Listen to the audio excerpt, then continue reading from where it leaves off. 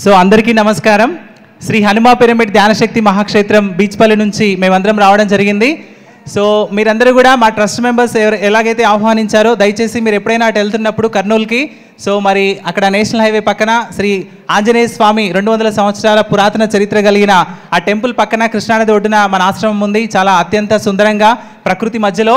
So మీ అందరికీ మరొకసారి సాదర స్వాగతం తెలియజేస్తున్నాం.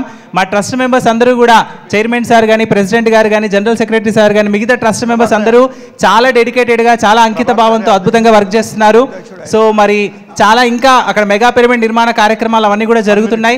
అలాగే హనుమా పిరమిడ్ ధ్యానశక్తి మహాక్షేత్రం తరపున చుట్టుపక్కల ఉన్న స్కూల్స్, కాలేజెస్లోకి వెళ్ళి పిల్లలందరికీ కూడా సో మేము ఒక టీమ్గా ఏర్పడి మెడిటేషన్ టీచ్ చేస్తున్నాము.